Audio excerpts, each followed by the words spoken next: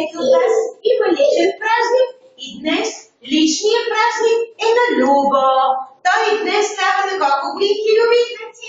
На 4. Покажи така с едната ръчичка, на тати покажи.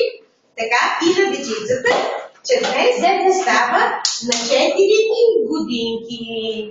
Деца, когато имаме рожден ден, ние какво приемаме? Поздравления, нали? Да! Но сега първо Любо ще си мисли едно желание. Ще му запалим свещичката, той ще я духне, а след това ние ще му пожелаваме и ще го поздравим с няколко песнички, които Любо си избере. Нали, Любо? Той позира на баща си. Така, айде сега да запалим свеща. А ти ще запал да се запалиш. Нема да стане. Всички да седнат на столчета. Сядайте. Всички на столчета. Сядайте на столчета. Аз не знам дали няма да стане от това да го запалим. Не, няма да стане. Внимавайте да не се изплашите. Люби, да не се изплашите. Ето. Бързай, Люби. Големите мало. Айде, Люби, бързо си намисли нещо. Браво! Вика, прекупава!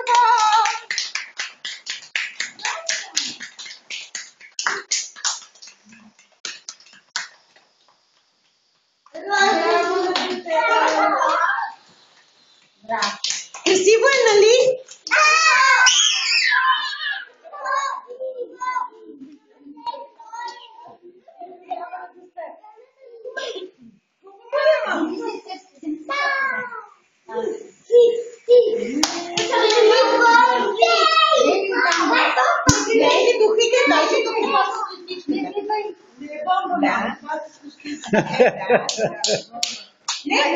Пази се.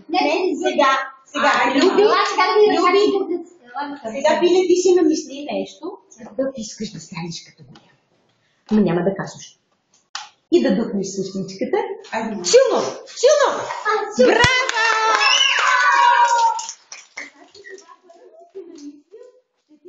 Сбъдне, можеш да прибереш само това. Деца, хайде сега седнете да го поздравим, Любо. Айде сега да чуе коя песен. Хайде сега да чуем. И майката ти кажеш, децата ще ти изпеят, мам. Така, дечица, хайде сега да изпеем една песничка. Хем да поздравиме Любо, хем да поздравиме и майката на Любо и таткото на Любо. Искате ли? Да! Коя песничка ще изпеем сега? Не, за кое беше? Това е изправили. Това е такото изправили. Това е майката нежна и добра. Това е майката нежна и добра. Това е такото. Това е такото. Добре и ти. Дай ръчичка. Майката. Това е майката. Това е бебето. Това е бебето. И силно. Това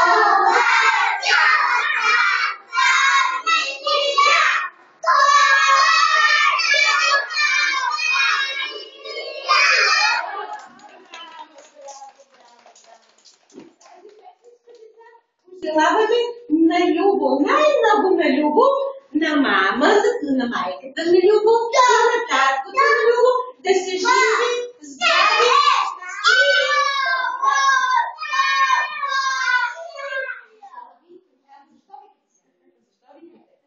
Така, Люби, с коя друга песничка искаш ти да те поздравят децата? За зеленчуците, Добре, ама самички, аз няма да ви го казвам.